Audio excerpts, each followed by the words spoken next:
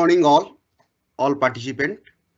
So today's session is on secure and privacy enabled blockchain, and the talk will be delivered by Dr. Rajan. I am introducing to him. Dr. Rajan is a scientist at TCS Research Bangalore since 2010. He has 20 years of experience in the area of cryptography, computer networks, Internet of Things, spacecraft technology, cross-layer design, number theory, graph theory, combinatics, coding theory and functional analysis. He has BE, MTech and PhD in computer science and engineering and MSc MPhil and PhD in mathematics during 2000 to 2005. He has worked at the Indian Space Research Organization Satellite Center, Bangalore, India as a scientist and was actively involved in the realizations of several spacecraft. From September 2005, he is with TCS Bangalore.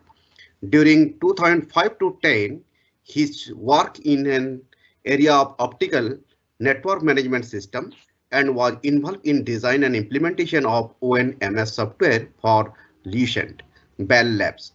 At CTO Innovations Lab, he is involved in this design of efficient lightweight cryptographic algorithms for IoT and M2M communication based functional encryption, which enable identify based elliptical cryptography, attribute based encryption, and attribute based encryption. Currently, he is working in the area of homomorphic encryption, threats models and risk assessment for IoT systems, and privacy enhanced technology. And he is actively participating and contributing to standardizations activities in the area of security for M2M work group. He has published many peer-reviewed journal, international peer-reviewed journal, as well the international conferences and national level conferences. So I request to Dr. Rajan. He will start his presentations, his topics, and all the participants I request that at the end of this talk, you in the question and answer sessions will start and you put your all questions in the chat box. So again, all participants, I request to start his talk. Thank you, Dr. Rajan. You can start. Thanks, Jaiprakash, Dr. Jaiprakash. So it's a pleasure to be with the students, faculties, LNMIT. I think maybe others also might have registered for this conference workshop. So I'll start my presentation. Okay, I think hope you are able to see my screen, right, everybody?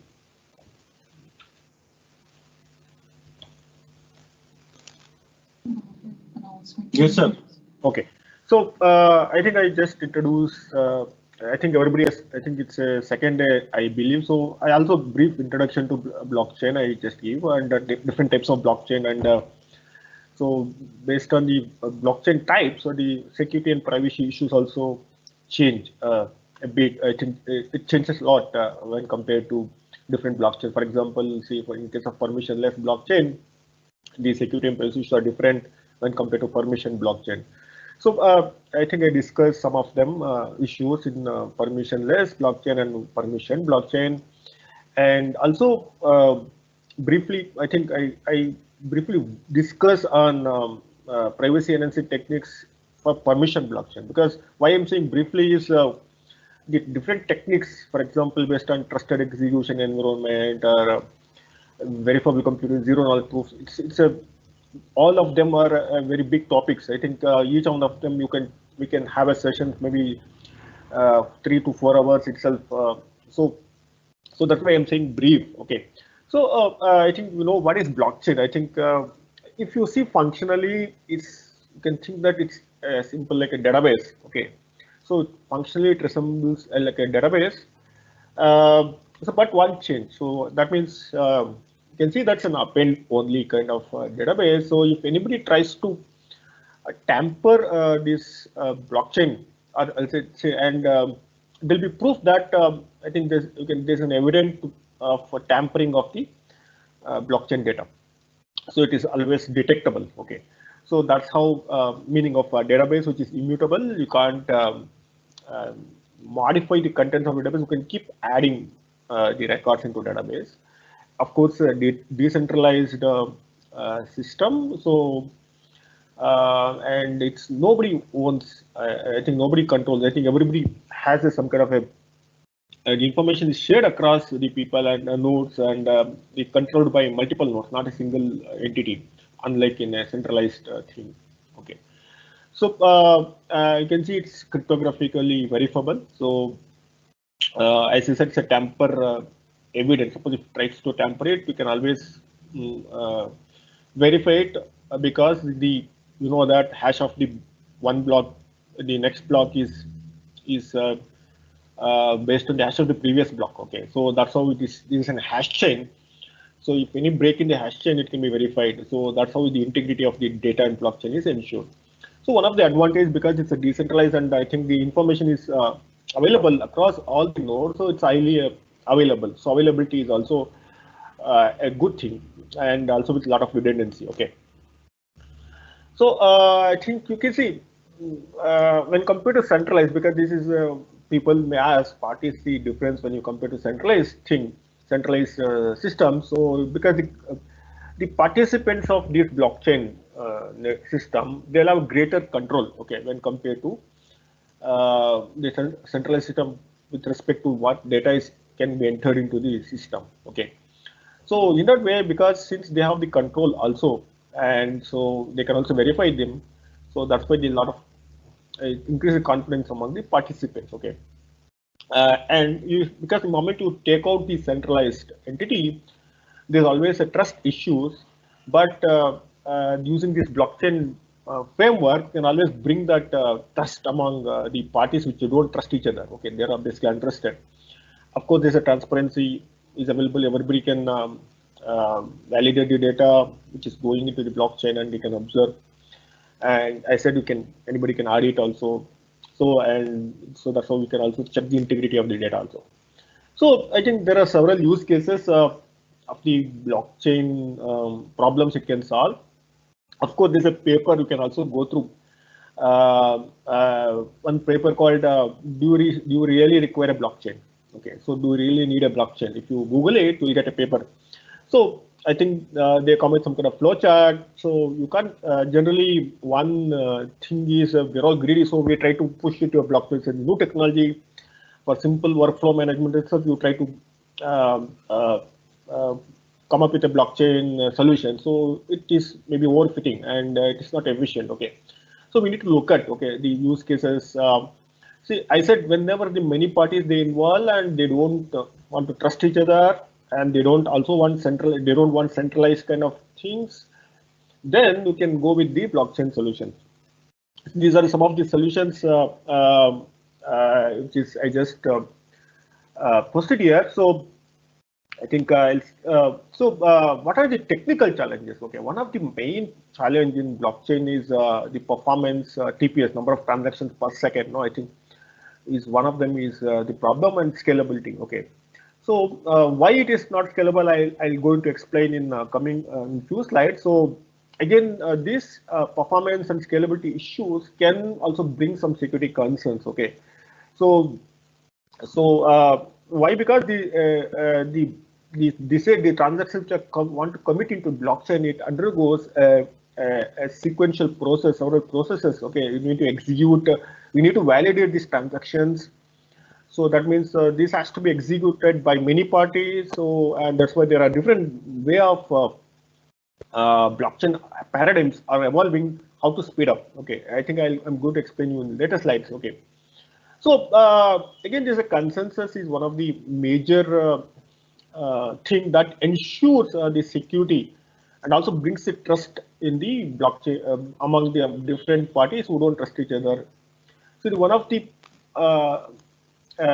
add-on problems to scalability is the consensus mechanism. The way consensus mechanism works, uh, the types of nodes, the nodes can be faulty nodes, which can be crash fault tolerance node or Byzantine fault tolerance. So, the moment you say the nodes can be a Byzantine fault, it can be Byzantine nodes, then the complexity of the consensus increases exponentially. Okay, so it increases drastically. So there are trade-offs. So with that, we need to think that basically that affects the security of the blockchain framework. Okay. One of the problem I said is the privacy, correct? So because the multiple parties has to validate any transaction which is going to be committed into blockchain. So the data related to users are available to all the nodes of the blockchain system. So in this way, there's a privacy issues and also the confidentiality of transactions also needs to be managed. So how do we do these things? Okay, so I said this consensus, this itself can be a sessions of maybe 4 or 5 hours. We can discuss actually maybe sometime later. So the privacy and confidentiality of transactions, how to enable is again a challenge because of the decentralized distributed nature. The data is available all the nodes. How do we do that? Okay. So can I do selective disclosure of transaction data? So there are some schemes. I think now, of course, it depends on permissionless or permission blockchain. Okay. So another important thing is the interoperability. So far, assume that there's a blockchain system one. Maybe assume that there's an Ethereum blockchain system. There's a Hyperledger blockchain system. So if they want to talk to each other, currently there is no mechanism. Okay.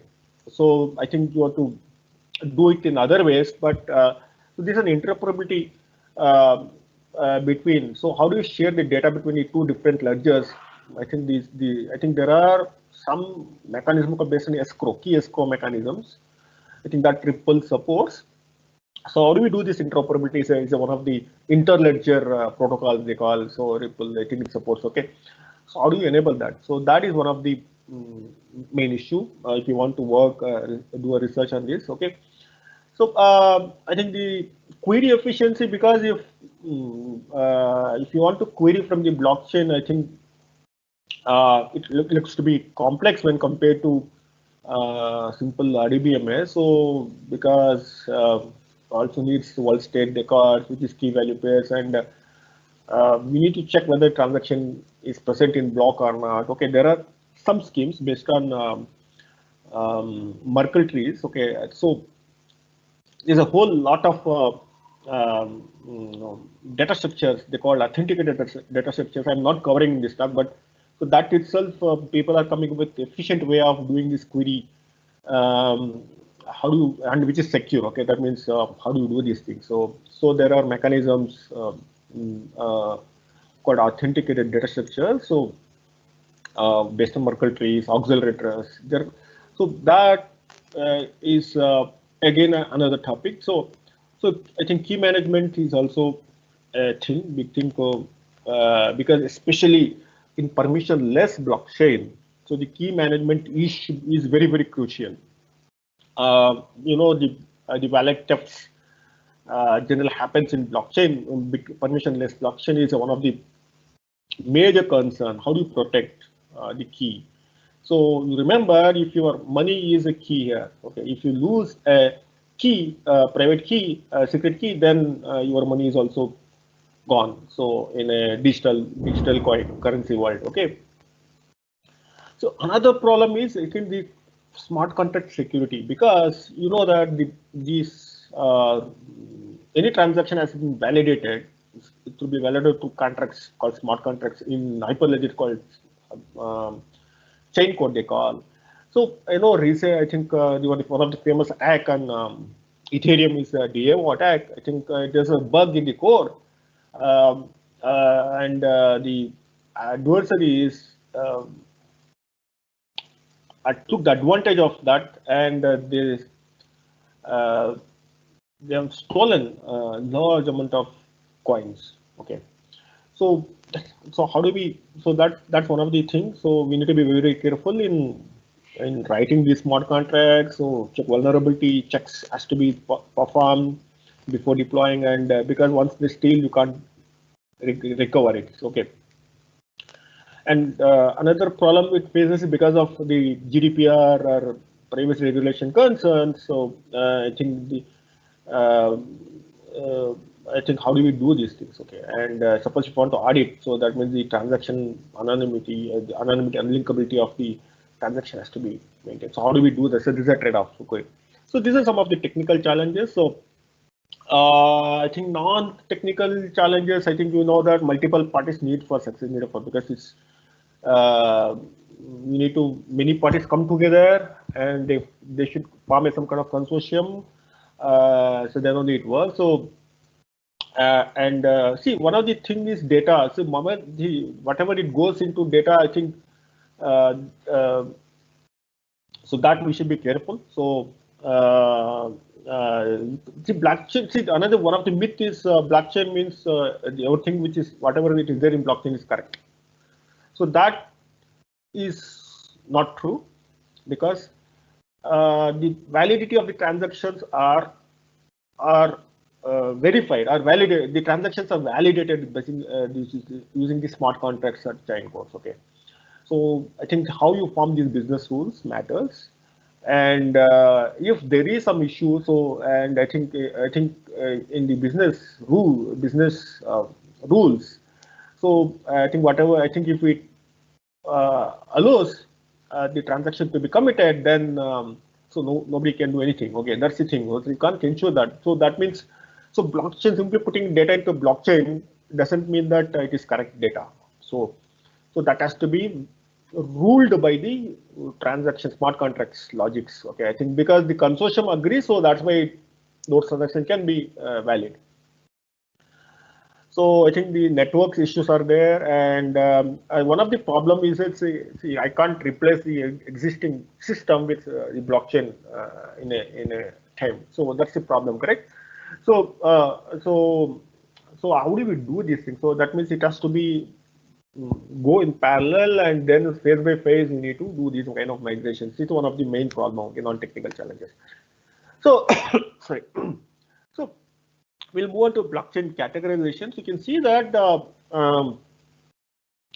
so basically blockchain is classified into permissionless and permission blockchain. So in a I think what I say permissionless, anybody can join the network and you can initiate transactions, and so there's no control actually. There's no control on who is entering and who is exiting. Okay, so there's no control. Absolutely, it's absolutely free.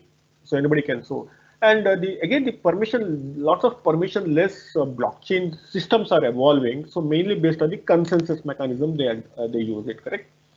So this, again, the security of the blockchain network also depends on the type of the consensus algorithms which is used by the permissionless networks. Okay. For example, I not listed many things. It's again a snapshot. Because see, some of them are proof of work based. I think Bitcoin is one of the first blockchain permissionless. This is based on proof of work concept. I know maybe you already aware because you already had an introduction class about the proof of work based blockchain. So I'm not going to talk on detail on these things. So so the way the proof of work mechanisms are designed, lots of attacks are still possible. So I'll brief you next slides, coming slides. So there are some issues with proof of work because you know that the miners keep mining. So I think if there are 100 miners, only one miner will be the winner, and a lot of computation is involved, and a lot of energy is consumed, and it is not efficient. That means it's not green. So it's one of the problem proof of work. So to overcome that, there are technical proof of stake as algorithms have come up, which is again as some kind of a consensus mechanism, and there are some variant called proof of elapsed time and proof of knowledge. I think many search flavors are coming. I just kept it text block. I think there are many such schemes are be coming. So based on that, there are different types of blockchain. For example, Ethereum also now supports both POW and POS kind of thing. Okay. So next is permission. I think this UTXO also. I think generally I think what is I think the Bitcoin is some kind of UTXO. I think this UTXO also here. this VP also should be here also. So permission blockchain, I think you based on UTXO. I think there are UTXO based unspent transaction output. So that's the meaning of UTXO, correct? So for example, if you, it's a typical thing, you know, correct? So if you go to market and you buy something and say it costs 30 rupees or 100 rupees, and then they give you exchange, some change, correct? 70 rupees change. So this is how this UTXO kind of thing is maintained. In the permission blockchain, I think there are some controls who can join the blockchain network and who can view the transactions in network. They're all some fine-grained access control mechanisms are there, and it is controlled. And there are state-based permission blockchains. For example, Hyperledger is one of them. There are different types of blockchain permission. This order execute, execute order. So what is the meaning of order execute? So you know that typically, I think in a blockchain, how the users submit the transaction to the nodes of the blockchain, and one of the crucial thing to arrive at the consistency of these transactions in the block, I think all the transactions should be ordered in a block. Okay, I think all the nodes should maintain same order of the transactions. Otherwise, the state there will be inconsistent in the states. Okay. So this order execute means the transactions are ordered into block. I think so. All the nodes will agree upon an order of the blocks. How do you do this? Again, how do you arrive at this order? Again, it's a challenge, right?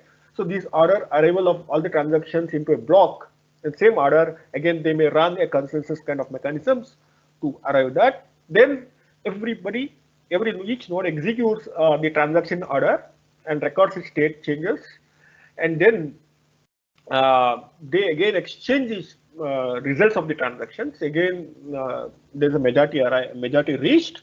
So then, based on then only, it will be committed into blockchain. So this one order execute thing. So what is the problem with this order execute is because it's from scalability perspective, because you can't you can't submit these transactions execute sequentially. Okay, that's the problem. As number of nodes increases because of the complexity of consensus, so this is a low throughput of the blockchain. The other way of doing other thing is execute order. I think so. The Hyperledger 0.6 version, they had a architecture of order execute, so it was not scalable. So then move to execute order. That means execute order is there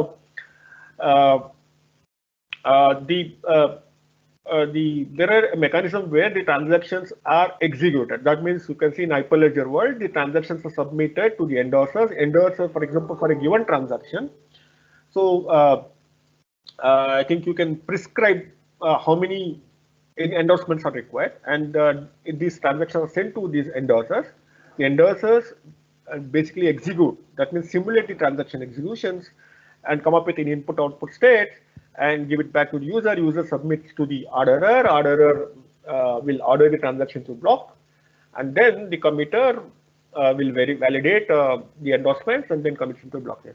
So here you can see that it is scalable because you can execute a transaction in parallel. Okay, so that's the advantage of execute order. And the Hyperledger 2.0, 1.0 onwards, it supports the execute order kind of blockchain. I think there are some mechanisms hybrid, so it uses. I think I can also add. I think maybe the Hyperledger also supporting now coin based. So zero cash is again a coin based and on top of the Bitcoin. So to enable this anonymity and privacy of the thing. Okay, as I think everybody knows, permissionless blockchain is a decentralized platform. Any user can participate. I think there are mechanisms to POW, POIs, based on rewards and intensive. So that's why this able to keep up the network.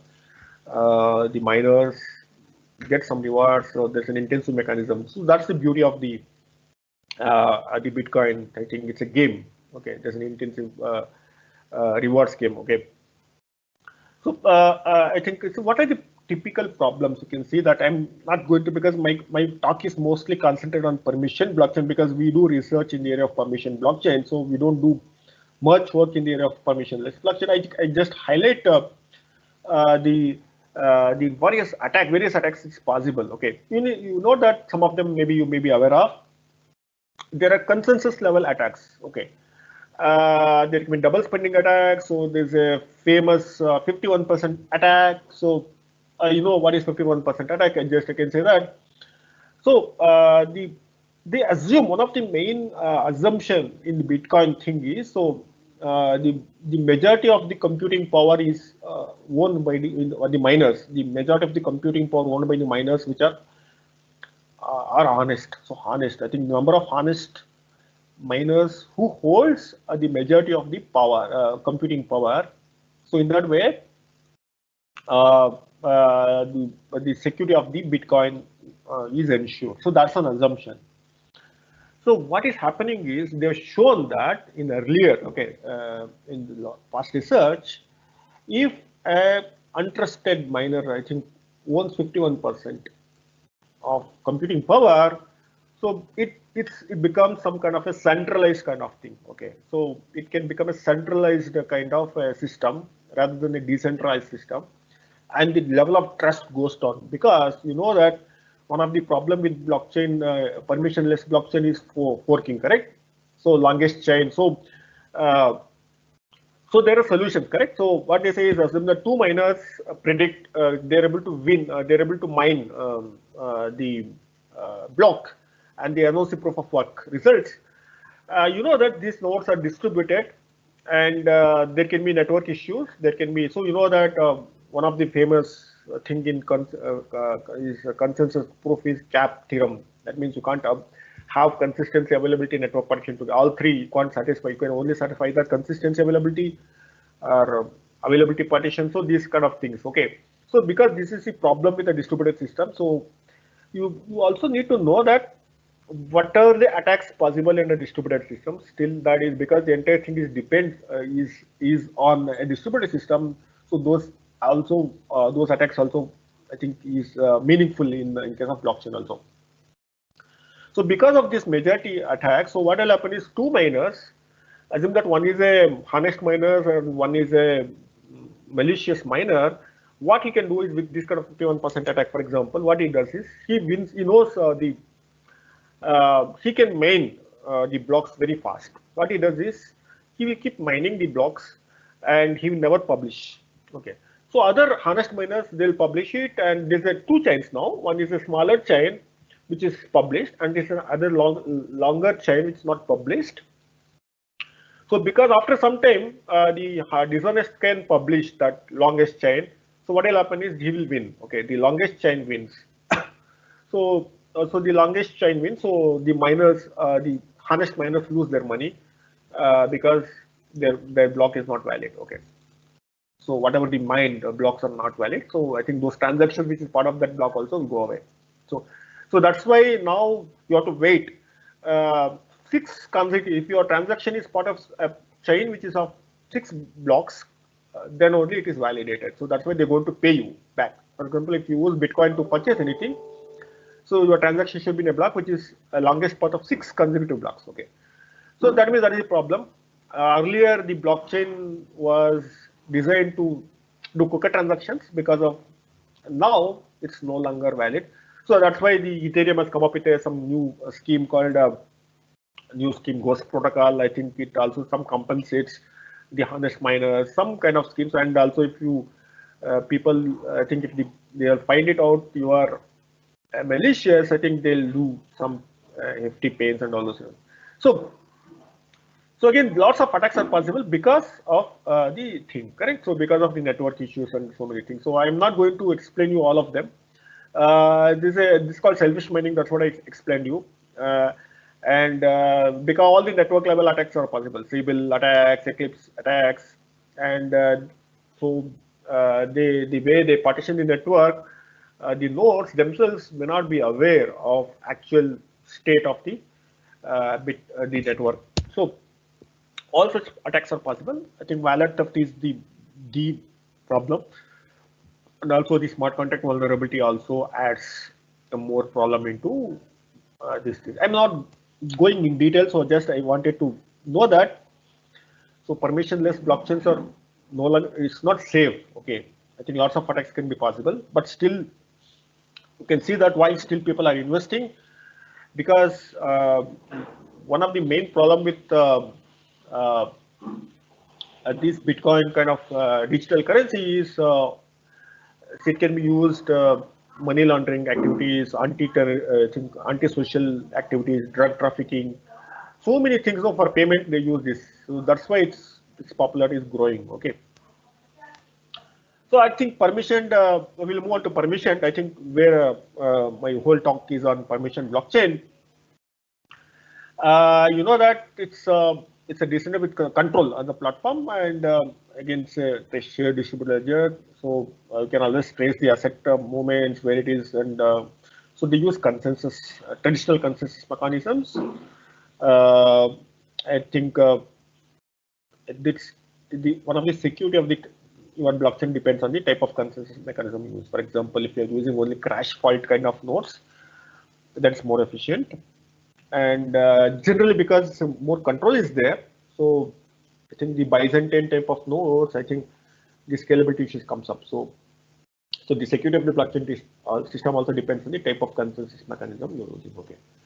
So I think the transactions can be invoked and executed by selected parties. So I think there are different flavors of this. I said execute order and order execute model kind of thing. No, that comes here. So basically, if you want to have some fine grain access on the data and only allow certain user to perform some queries, so these kind of you can always control having using this permission blockchain. So now we'll see the security and privacy of transactions execution in permission blockchain. So these are taken from Ulrike, so IBM guy. So I think it depends. Security and privacy of blockchain depends. Permission blockchain depends on the types of distributed system model you are assuming. Okay, so that's the major thing. So you assume that if the nodes are synchronous, that means the system is synchronous system. That's unlikely the possibility in real world. So what is the meaning of synchronous? So there's always a bounded delay. There's a latency, correct? Whenever you send a message, there's a message latency. So there's a bounded message latency. That means assume that if an Alice sends a message to Bob, so always bounded by 10 milliseconds, maximum 10 milliseconds it takes. So that's the kind of a delay you can always encounter. So that's a bounded, everybody knows that. Accordingly, they design a consensus mechanism. And that's an asynchronous. Okay. And there's a computing time. So, for example, this transaction has to be executed. This is again a bound and available bound and computation time. And the messages reaches. I think if the message is not reached within a, I think they assume that the message is dropped. Okay, that kind of assumption they make. So, what is asynchronous model? I think there is no bound. Nobody knows about bound. For example, whether the node is alive, whether its node is crashed, node is malicious, nobody knows. So that's the asynchronous nature. Because of this, you can't have a bound, you can't have a latency. For example, if Ali sends a message to Bob, so at what time it reaches, or let's say whether Bob has received the message, there's no bound available. So that's an asynchronous thing. So there is an impossibility theorem proved that if the synchronous systems are, I think there are consensus mechanisms are designed for a synchronous system. So this is a proof, that's fine. But then FLP theorem says, this is FLP, these are the name of these three inventors. The FLP theorem says that in an asynchronous system, even under one node file, you can never reach a consensus. So that's a security, correct? So you can never reach a consensus mechanism. That means you can always carry out denial of service of kind of attacks. So your system will never progress. So that's what I'm saying. The security of the blockchain also depends on the types of the distributed system model you are envisaging. Okay. So there is an in-between kind of thing. That's called partial synchronous model. You assume that the bounds are not known, message latency, delays are not known, but over a period of time, the nodes will learn about those things, and then some kind of a synchronous behavior is established.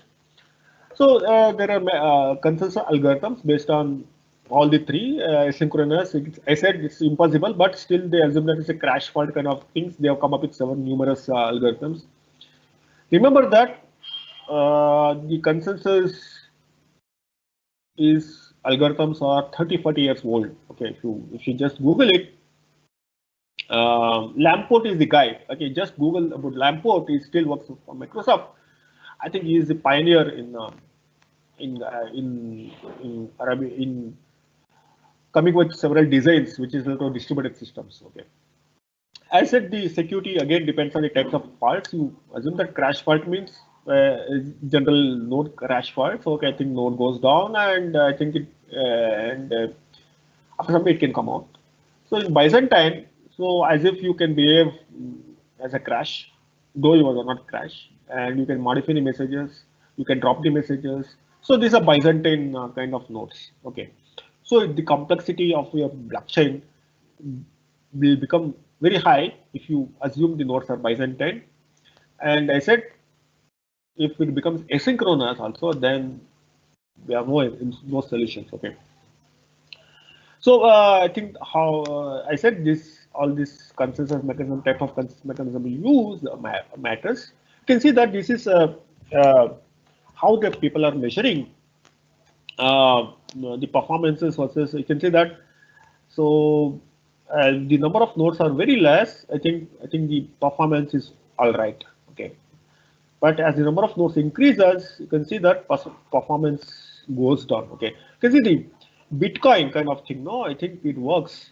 The advantage, it works for large number of nodes, but its number of transactions it can support is very low, because you know that it has to do POW, and there's always a number of transactions that can be inserted into a blockchain block is also limited because of network issues and all those things. Correct? You can't send a big chunk of packet. So but the Bitcoin is very efficient. Number of transactions are very less, and nodes can be very. But you can see that how I think these schemes are consensus is one of the problem. Correct? So I think what I do is we'll move on to. I'm not say I said I'm not covering these any of these things. So this itself is many classes many sessions we can take. Okay, so I think I devote the rest of the time on how do you enable security privacy of blockchains, permission blockchains using some paradigms. So there are various paradigms available. One of them is the trusted execution environment, TEE. I think you know that. There are IntelliJ, Trust Zone. There are many flavors of TEs available. So what is the meaning of trusted execution environment? I'll explain you in the coming slide. So that means it's a hardware design where they show that whatever the code which is running in that zone is secure. Nobody can tamper it. Nobody can enter into that. So that's how malleability is not there. So that's how they claim. Okay. So these are the I think one set of area. I think one set of paradigms they use. You can enable both security and privacy of blockchain transactions using these. And again, there are some cryptographic tools, which is mostly hardware-based. The cryptographic paradigms are mostly on software-based. So there's a concept of homomorphic encryption, multi-party computations. I think using these, you can enable privacy of the transactions, so security of the transactions also. Okay.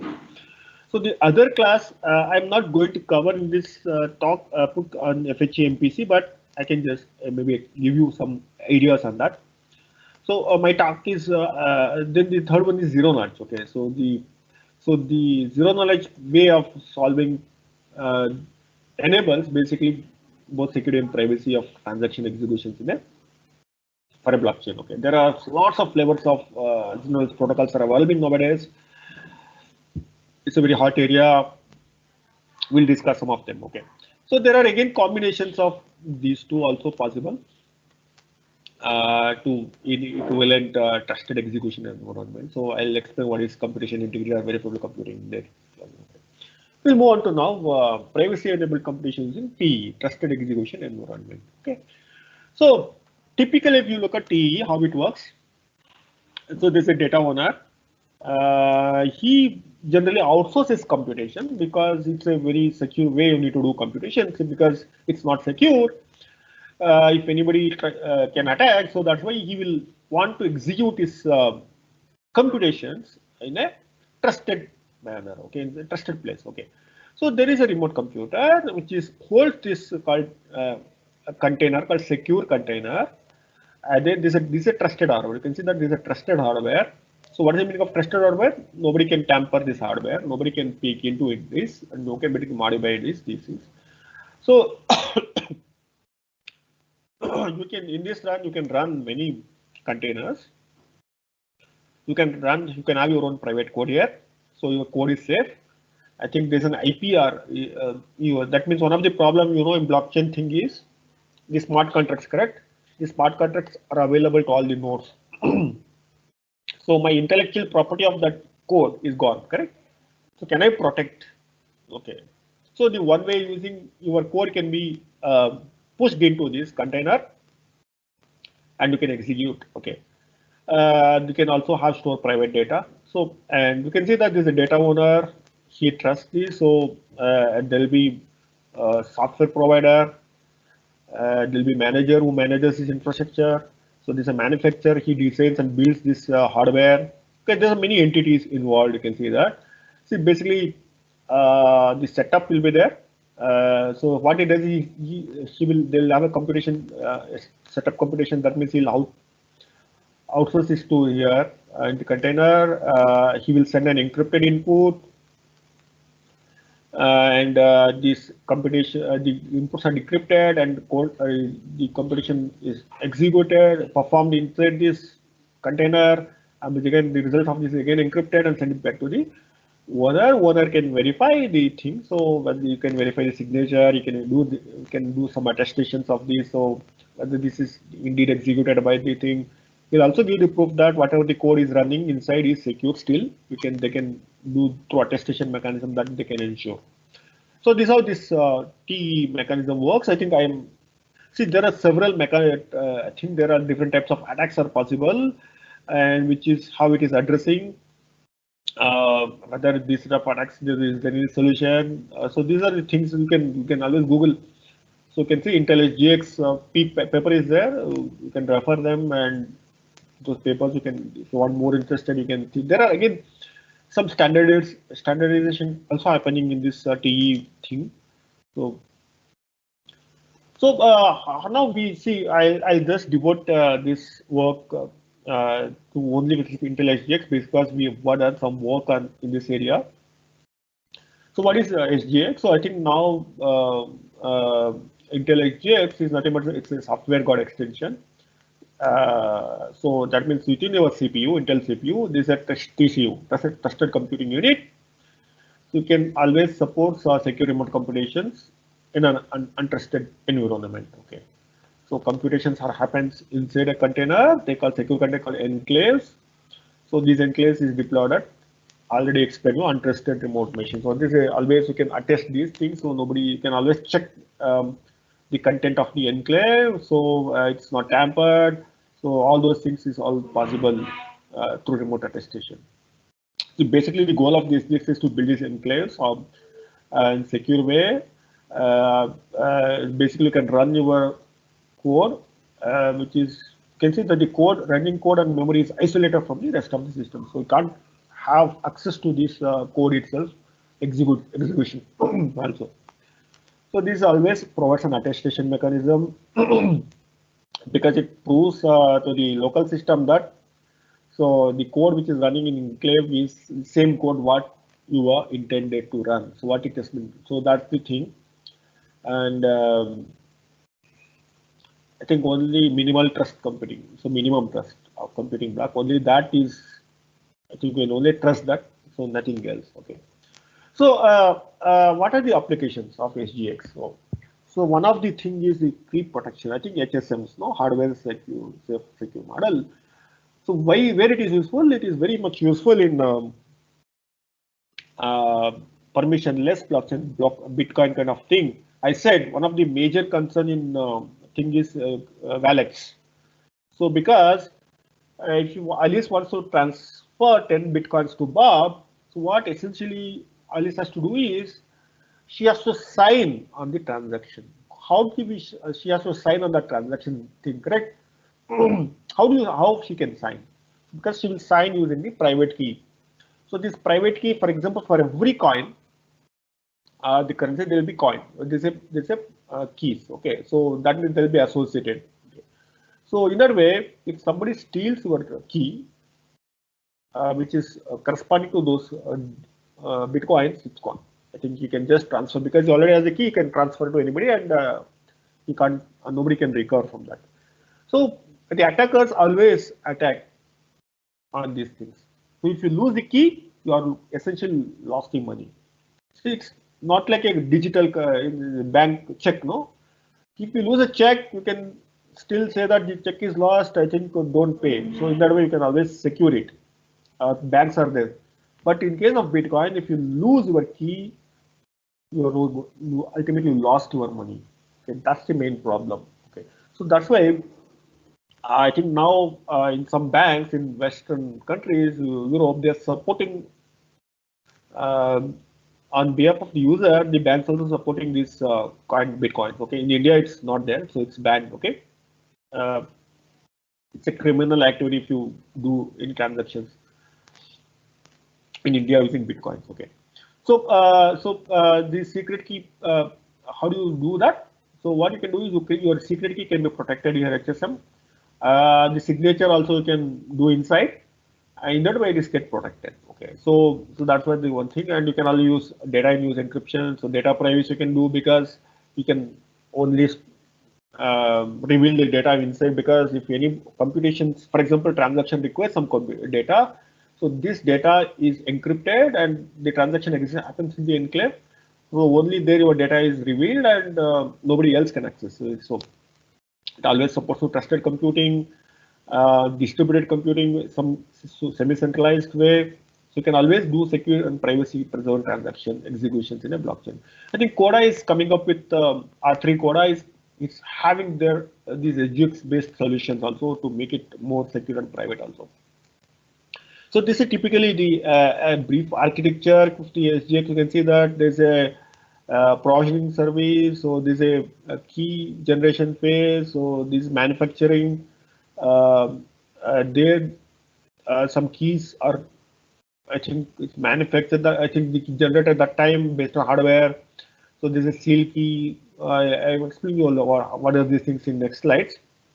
There's a provisioning service. Intel is the SGX manufacturer, so she comes up with they support enclave provisionings, so they also support attestation services. Okay, and I said this is a platform, and your code will going to be executed in the enclave. So you can see there are several keys are there. So there's a root provisioning key. This is generated by it's a random key retained by Intel because it only creates this provisions these enclaves, correct? So it can be using this. It can authenticate this SGX CPUs. So it's basically to access some kind of root of trust between the CPU and the attestation service. Okay, we'll see what is this. Lot of jargons on there. So this seal key is very important. I think this is created during processor manufacturing. It will not be shared. It will not be retained by Intel. That means it will be with the purchaser of that SGX. Okay, since how this key derivation happens, so I'm not going in detail on this thing. So one of the innovation of the SGX is the enhanced private ID, like EPID they call. So this EPID is basically extension to DAA, so direct anonymous attestation scheme. Okay, as I said, one of the things you want to do a transaction anonymity, correct? So they use this DAA mechanism which is again essentially on pairing based crypto. I don't know whether you are aware of elliptic curve cryptography. It's based on pairing. It's a group digital signature scheme. So what is the meaning of this? So this is a clever way they come up with their own algorithm in which encryption mechanism in which one there's a group public key and a key can have many private keys. So that's an advantage of this. Okay, one key, one public key and many private keys. Okay, so that's the advantage of this EPID. Each private key can be used to generate a signature because why you require? Because you need to do transaction signing, correct? So using this set of any unique private key, anybody can sign it and others can verify using group public key. What is the advantage? If it establishes group anonymity of the user who is actually signing. Suppose if there are 100 users, maybe one organization, nobody knows, the other person doesn't know who is signing. Okay, but only can reveal that it's come from that group. Okay, maybe LNMIIT. So there are three entities which is possible. So because why I'm telling you, because you need to understand these things, otherwise it will be difficult to follow the next slides. And there are three entities. So issuer who knows the secret. I think from this the private keys are derived. So these are members. Because they maintain these private keys which is derived from the from this private secret key of the issuer and some blinding. So it has its own secret. Using that, these private keys are generated. Because this is always a control. Suppose if you lose your key, you need to revoke it, correct? So then the issuer can do that revocation using this kind of communication between them. Because anyhow their private keys are derived using the secret key, but the issuer will not know anything about that the private key of the user which is generated. Okay, so it's called blind. So there's a blinding function applied. So verifier can verify the signature signed by any member of using this group public key. So this is the thing. So advantages is basically private key generation can be blinded. So member can generate private key by itself. So this blinding protocol happens between the issuer and the member. I said issuer cannot know anything about the private key member's private key. The signatures are anonymous. That's the advantage. Signatures are unlinkable. That's what we wanted, correct? So what is the anonymity? So pseudonymity because since you anonymous because the pseudonymity is enabled, and if a same user does the transactions, two transactions. The other person, nobody can know these two transactions related to same person. So because this unlinkability is there, because the private key not revealed, correct? I think you know, correct? For example, how the signature scheme works. Because if Alice has a signature, Alice has public key and private key. The public key is available to anybody. So Alice will sign using this private key, and then Bob using Alice public key can always verify. In that way, because of this, the anonymity is not there, and because of that, unlinkability also not there. Because if Alice signs the same private key, it initiates two transactions. So I think other person knows who has done it. So in that way, unlinkability is gone. Anonymity is also gone. So that's why they come up with this EPID kind of thing to enable both anonymity and unlinkability. So this another advantage is the revocation schemes are possible, and it's already standardized. So one good thing is it's already standardized. Okay, ISO ISAK 2000. You can just check this. Okay. So the enclaves is generated. I think basically it's a kind of DLL kind of thing, shared library. There are compilers to generate this. So enclave, what it has to define a lot of properties. There are some parameters because on that only they are going to do enclave creation. So who can access this enclave attributes? So the policies of these access control mechanisms. How much heap size stacks is required? How many threads it can support? Multi-threading. And what type of encryption you support? All those things has to be in place. Then only this goes as an input to the enclave creation.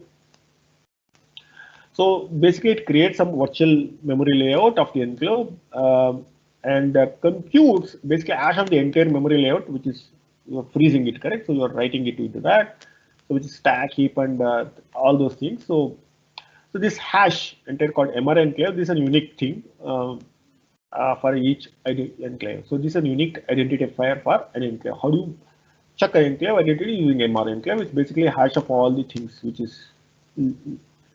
is provisioned into that enclave. And the software vendor basically, maybe IntelliJ, he will sign the enclave using RSA key, they called MR signer.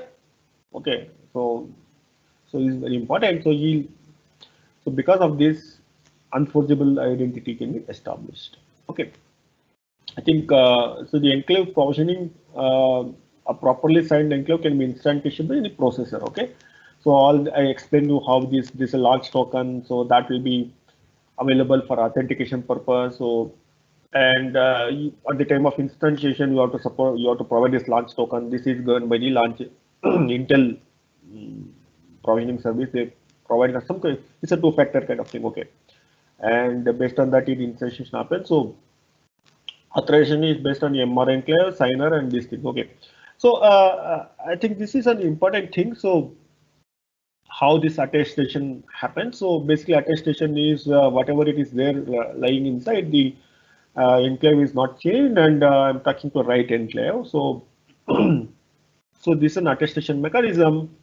So the challenger can always query, and this goes into the application. So basically, some computation happens. So and basically hash of the thing, everything. So finally, this will be given back to the challengers, and challenger does this verification of so that he can always, because he already had the information about the what code is residing inside and all those things, so he can always verify real time. Okay, I think again it uses these kind of signature mechanisms. I'm not going in detail about this thing. You can look at it later. So sealing is the very important concept. Basically, what will happen is, suppose you need to take backup, correct? So for example, because it can crash. So whatever the code we are running inside the enclave, maybe sometime what we need to do is maybe you need to reuse the enclave with a new software. What will happen in this? You need to offload this whatever data which is residing in enclave back storage. But then later maybe you can again load it back. Okay. The problem there is, so whatever your secret, no, I think that is lying. So then if you store on hardware, which is storage, which want to be persistent, it has to be secure, correct? So what will happen is sealing is a process that enables this. That means process encrypting entire enclave secrets for persistent storage. Whatever you want to secure, then you can use the sealing of mechanism, and which is stored into disk, which is in the encrypted form. Okay, so nobody can tamper it. So why do you require? Because sometimes some enclave can be down due to application issues or power. So it enables basically secure backup. So this already I told you about seal key. This encryption is performed using seal key, which is only with the device owner. And unique to that platform, and but do that enclave, okay, and unknown to any other person. So that's how this is a mechanism. It again based on the signing mechanism. So you can always enable this sealing thing. Okay, so this is an important thing that you need to understand. So basically, you want anybody wants to do some kind of secure computations. Example of blockchain, correct? We are explaining how we have used these things in coming out secure and privacy enabled transaction in the blockchain. So if you want to do secure computations in a blockchain, so you need to, that computation is available, which is an enclave, which is an input. Again, these encrypts are encrypted. So the untrusted, from the untrusted zone, there's an eCall that goes and then executes a function inside the enclave, which is trusted, and the computation happens. And suppose you require some thing to be done outside, you can do vocal, it can go out also. And the computation happens in encrypted, untrusted environment. Again, you can come back or return is there. Similarly, if there's some interrupts, so asynchronous exit from this enclave, you can they use this AX. Okay. So this is how this is enabled. Okay. So how do we do this? Okay. So far I explained you how this TE works, Intel HGX works. So, okay. So how do you design? Okay. So I think there are any application if you want to make it both secure and private. So that means basically you partition your application to two components. One is the function that has to be secure, and which is privacy way enabled way you have to do. So that has to be part of the trusted component. Okay, that's an enclave. Okay, so an application can have more than one trusted component. It can have more than one enclave. Or many computations can be performed in single enclave, or one. So one computation can be performed in different enclaves also. Okay, and the rest of the application, which is you assume that it is not required, so that may not be that can be executed on the untrusted mode. So basically, it enables you security of private computations. It also guarantees the correctness of the computation. It enables both data security and privacy. So that's how, in a whole, you can say secure and privacy enabled transactions. Okay. So how we do in a typical blockchain kind of thing? Basically, you need attest correctness and scalability. How you do this thing correctness using this attestation mechanism? You can see that because the main reason for correctness is the actual same code should be running inside the enclave code. You need to guarantee it, correct? So that is comes with the correctness thing, which is scalable because that's efficient way they do.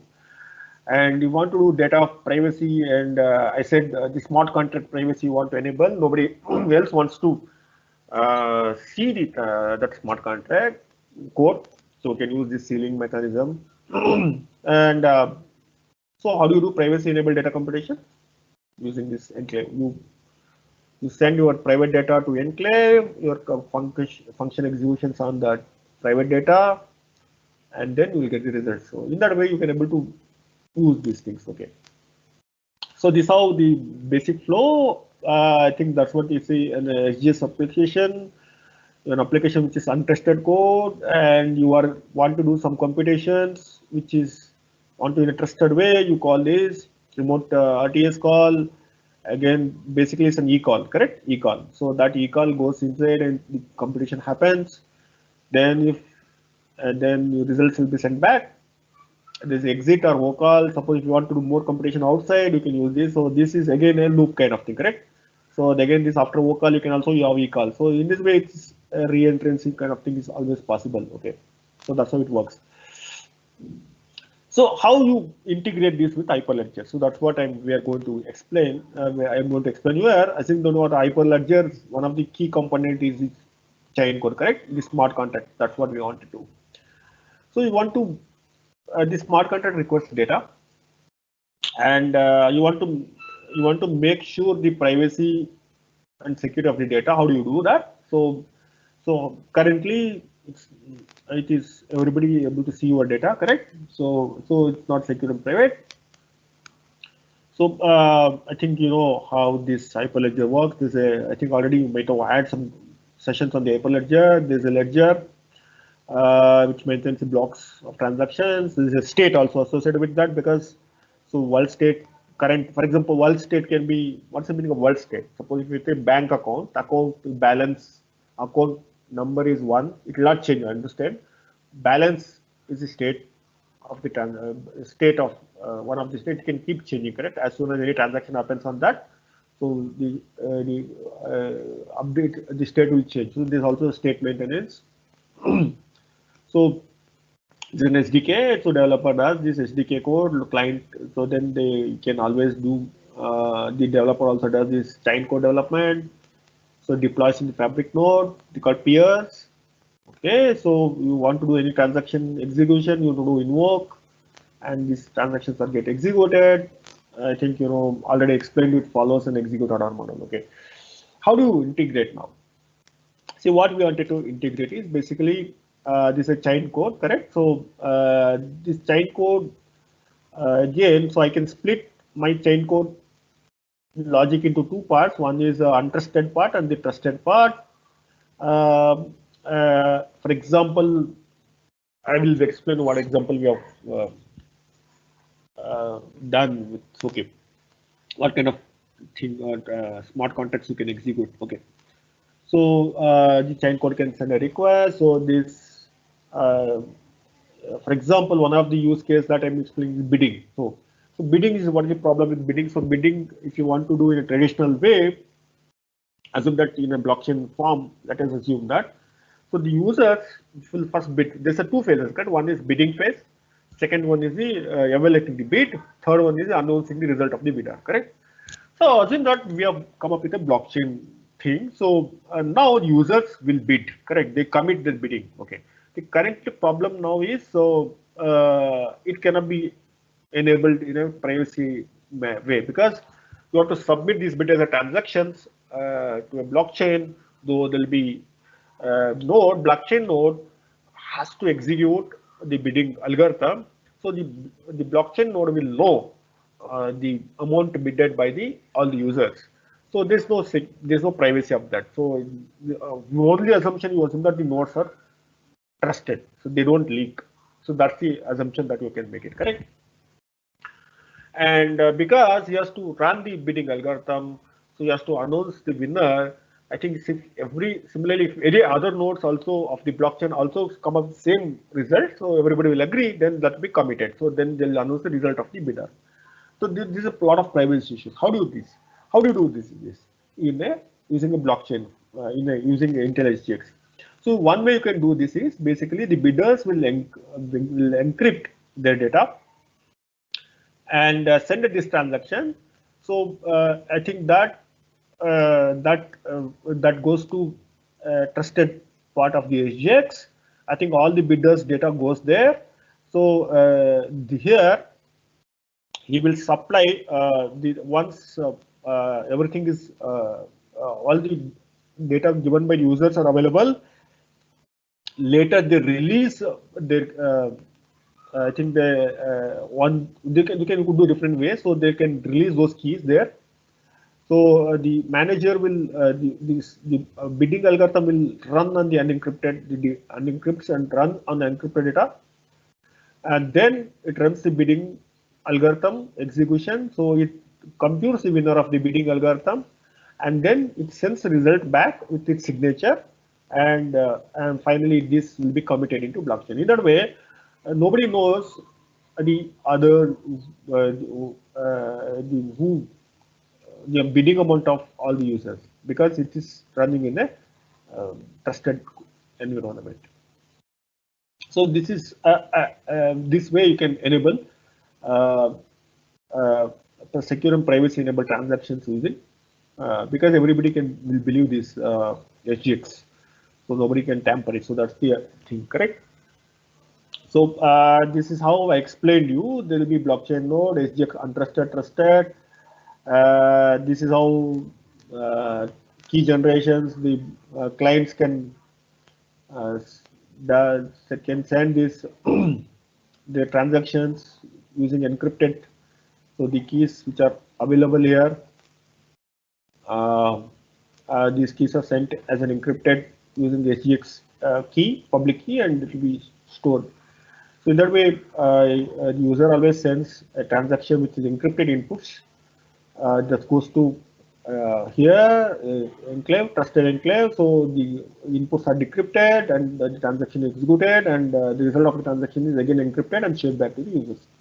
So this is how the typical flow mechanism happens. The data secure data computation happens between the client and the enclave. Okay. So I think this is one mechanism. Okay. I think the other thing is the can see that verifiable computing. What is the meaning of verifiable computing? Okay. So this is evolving. I think I'm sure. I think we can do wonderful work using this paradigm. it's a great, wonderful gift to the world. What it is basically, see, generally what will happen is, so this mechanism, the client wants to do some computations, correct? So client will generally nowadays will not have that infrastructure. What he does is he will outsource his computation to a cloud. Okay, and see what will happen is you supply data to the cloud. The cloud does the computations, correct? So, for example, you can see a critical application, for example, DNA, like genome sequencing. So based on that, you predict whether a patient has a some kind of cancer or not, some kind of thing, or whether patient is a risk of getting cancer. So what is the level? So there could be BRCA1, BRCA2. These are some techniques, or there are some schemes available, medical data. So what they do, I think it's a very complex computations. So the cloud maybe does these computations. How do you, and it gives result? So you always trust that cloud, whatever the computations you outsource, the cloud does in a correct manner. However, you can't guarantee, correct? In real world, you can't guarantee that. So what is this notion of variable computing is coming up is basically,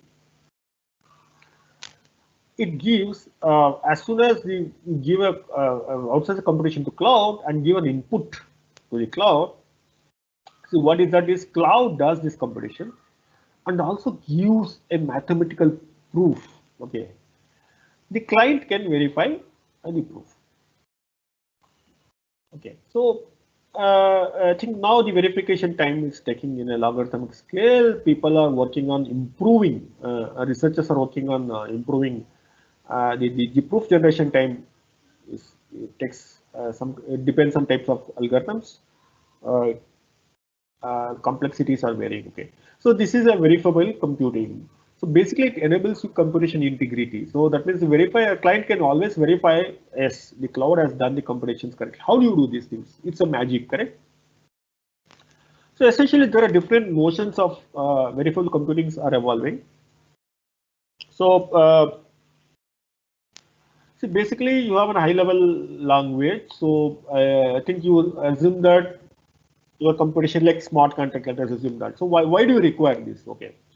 And from blockchain context, I'll explain you. Okay, so because this high-level language, it finally get converted into some kind of a circuit, because you have to give proof, means so it's an interactive proof, zero knowledge proofs it gives. Okay, it gives a zero knowledge proofs. Okay, your program is converted into some kind of expression. So then there's circuits are formed. Basically, it's a circuit satisfiability kind of circuit satisfiability. So there can be arithmetic circuits, or there can be Boolean, because if you use if statement or something, you do Boolean, there will be Boolean circuits. This entire thing can be converted into a polynomial. Okay, that means you can convert this into some kind of a polynomials. This is called arithmetization. It's a very again, I said this verifiable computing itself, it takes maybe 2-3 sessions to explain you how it works. I'm not detailing here. So you assume that your code is get converted into circuits. This again circuits are get converted into some kind of a polynomials, and using these polynomials you can validate. So that means the prover will give your proof with respect to some fixed polynomial. Okay, and the verification happens on some kind of backend. They called elliptic curve pairing. One of the thing is SNARKs, they call successive non-interactive argument of knowledge. Okay, so using that you're able to generate proofs. I think, and then the verifier can validate. Okay, the polynomial. Okay, so there are offline phase. You need to come up with you have to give the circuit upfront the circuit. So that's a tiny program. I said this is a program. This is called front end. This is called front end. So whatever you are doing, this conversion, there the front end they call. So verifiable computing twofold. One is front end and the back end. Okay. So the front end basically how you represent your high level language into a circuit. Okay. Some technique they use circuits. They use some kind of a tiny RAM programming models. Okay. And arrive at these kind of proofs. This is called front end. The back end is this polynomial evaluation using pairing. So they use some techniques, they use hash kind of thing. Okay, so using this you'll get some proving key and verification. See, using this verification, so that means somebody has to do this trusted entry. They do these generations, and so the verifier can be using this verification key, can verify the proof of the computation given by the cloud. As I said, I'm not going in detail. So you can see that how it works. So this is a prover, correct? So he gives the proof, okay, proof of knowledge of computations, executions, okay.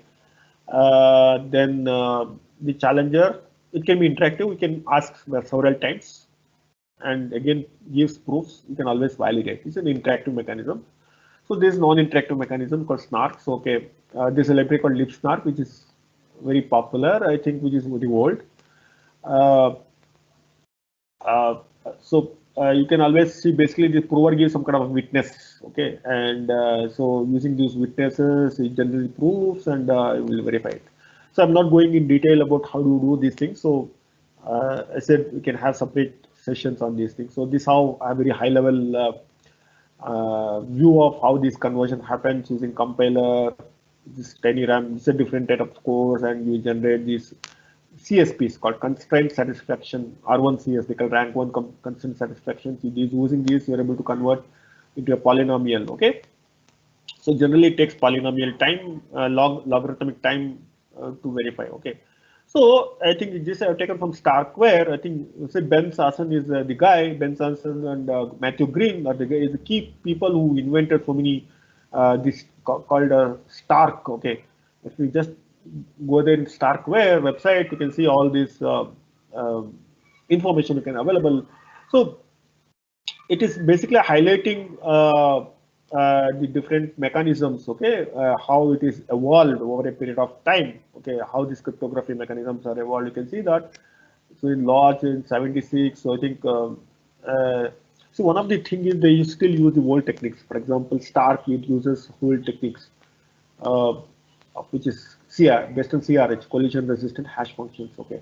So, and they claim it is don't require any trusted entity. Okay, so I think there are many such schemes are coming up using traditional, very old. So one of the things that you remember in security is if you come up in any algorithm, encryption algorithm, any protocol, so it should long last. Then only people start using it. So lots of attacks are possible. Then there are do analysis, lots of analysis.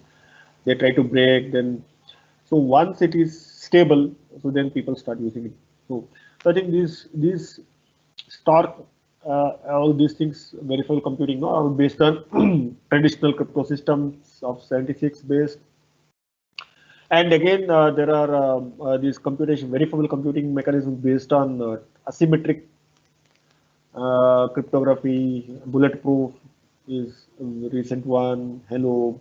So it's all based on elliptic curve DLP. You remember this, the collision resistance hash based verifiable computing is quantum secure. Okay. So this DLP base is not quantum secure. Okay. That's another thing.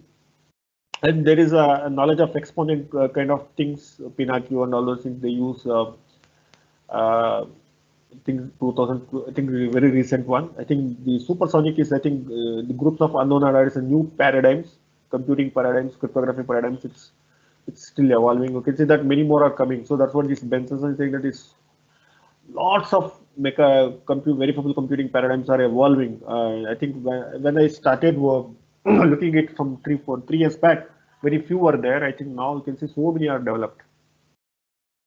Okay. So I think because in time I'll just skip. Okay. So basically you see that how this computation integrity, verifiable computing enables to computation integrity. Basically there are two classes. One is the Starks and the Snarks. Okay.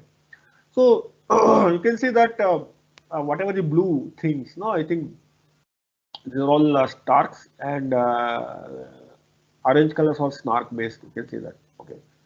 So The Merlin is based on the bulletproof. Okay, I think Merlin, Halo, I think they're also using bulletproof kind of thing. So snarks basically it's a non-interact succinct. Succinct means the proof size is succinct, non-interactive argument of knowledge. That's called snarks they call. Okay, I think this succinct is also logarithmic verify time on based on this complexity of the circuit. Setup takes linear time and it's non-interactive. That's an advantage. I think it may require a trusted entity. The variable the starts and basically it's a transparent, scalable. Yes means scalable, transparent argument of knowledge. Okay, so logarithmic verifying time and nearly linear proving time. Okay, proving time is the one. I think it's very efficient because that means you can be a faster way you can do this, correct? Because as the program size increases, if it is linearly the size of the then that's okay, fine, correct? So I think setup also takes almost logarithmic thing. Okay.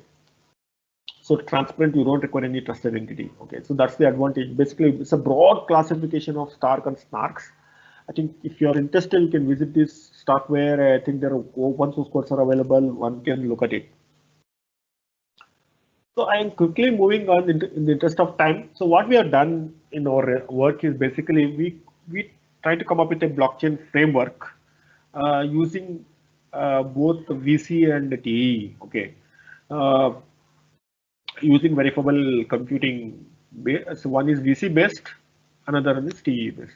So what is the advantage of verifiable computing and TE? You know, if you take an Hyperledger, I think you are all aware of Hyperledger architecture. See, if any transaction has to be executed, I think first the client will submit a invoke transaction. So there are many endorsers, correct? So for a given transaction, assume that there are 10 endorsements are required. So your transaction will be submitted to 10 endorsers. The 10 endorsers again executes this transaction separately. They come up with the input of not execute, they simulate basically transactions in the Hyperledger term I'm telling.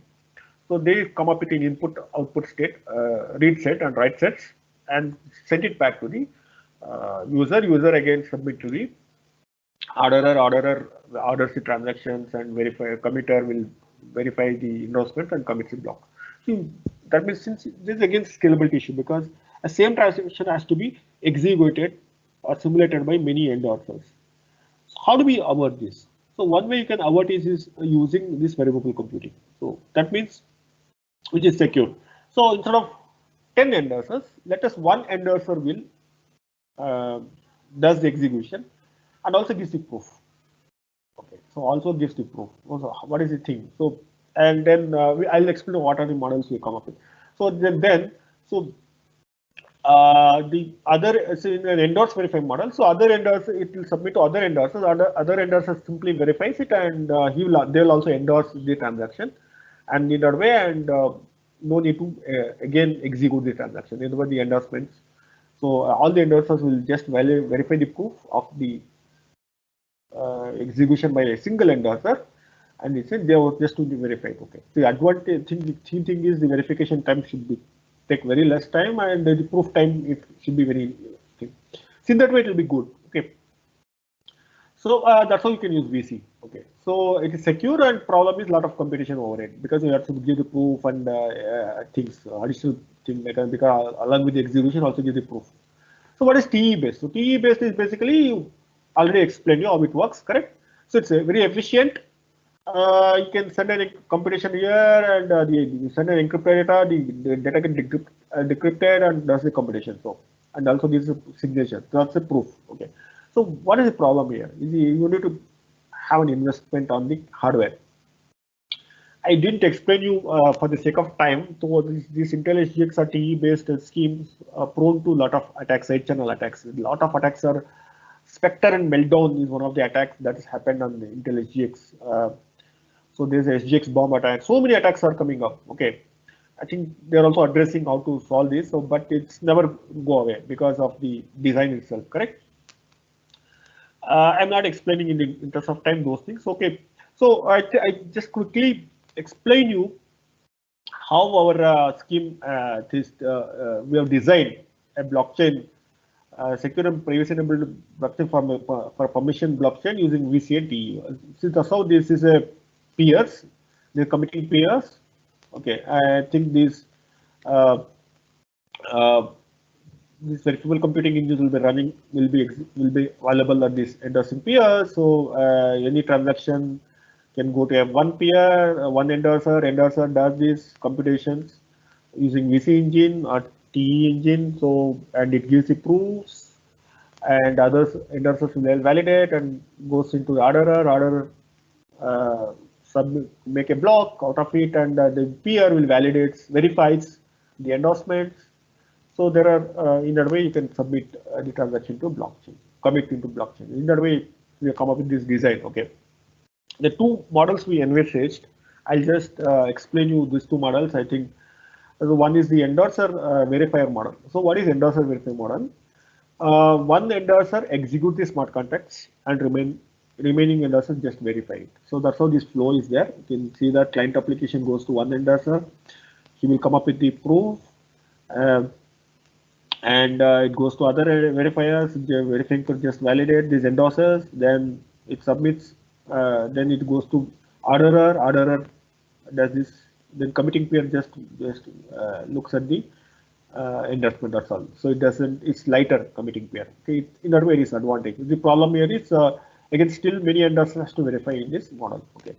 So other approach that what we have done is design is committer verify model. So what will happen is here one endorser will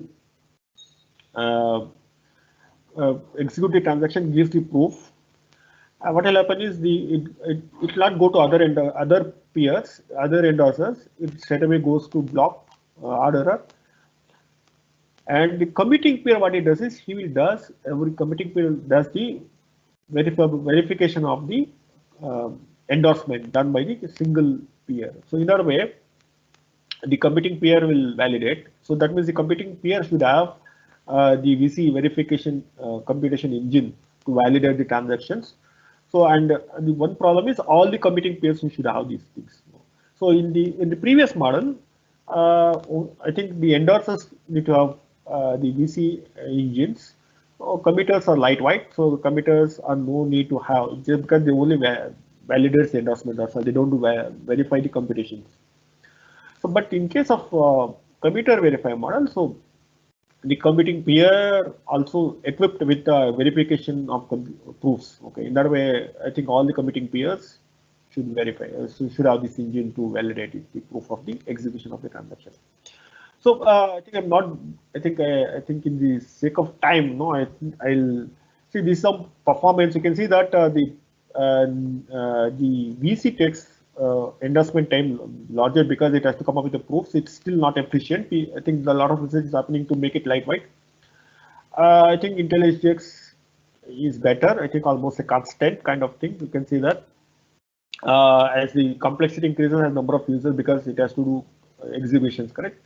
So you can see the complexity as number of users increases. Okay. So I think what I'll do, I'll stop it here. I think 1:30 is, I think in terms of time, I'll stop at this moment. So I can take any questions. Okay, I think I wanted to cover, but I think no time. Sorry. Thanks. So what do you? I'm not able to hear you, Dr. Jayaprakash. You're on mute. Yeah. Thank you very much, Dr. Rajan, for your wonderful talk. And hope all participants they acquire a lot of knowledge on secure and privacy enabled blockchain on this particular topics. As well, hope those who are having this preliminary idea about certain cryptographic primitives such as hash functions, the signing algorithms, then might they understood very clearly. And initially, that's why those who have attended our first few sessions, couple of sessions, first, particularly the first sessions and first day and the second day, I think they are very, very clearly understood this on these topics. And any of you, if you have any questions, please you put in the chat box. So I see and also later on the offline mode, also you can interact with professors, and you can send to mail also to him. And anyway, we are also going to share these video lectures also. So there is 2 questions in the chat box. Okay, so I see one question is how is wallet theft attack possible? I think because this wallet again is stored, correct? You need an access, you need some username and password. Okay, so one way they attack is so they can steal your password. Okay, and in that way they're able to steal your key.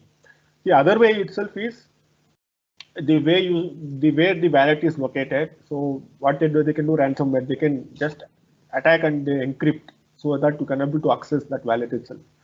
So these kind of attacks are possible. So that's why they facilitate these kind of HSMs, and they don't store your key in one place. They split your key into many places.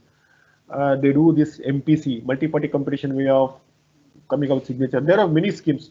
See, I said because of lack of time and sometimes I can't able to give you. I can just only brief you. I think each one will take a lot of time. Okay. The second one is I didn't get. So how is this scheme different from endorser peer model used in Hyperledger? Which scheme I didn't get? The scheme maybe they're asking is the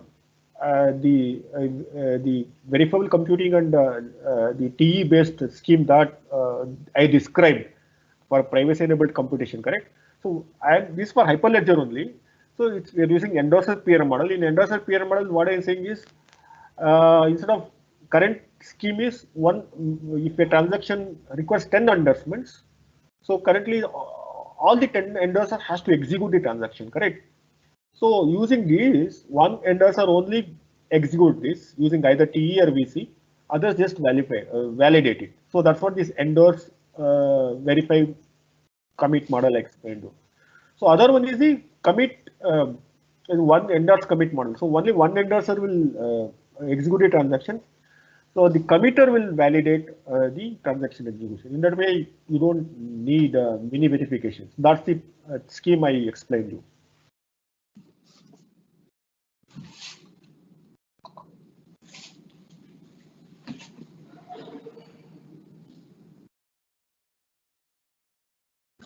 So you're on mute. Sir, unmute your mic.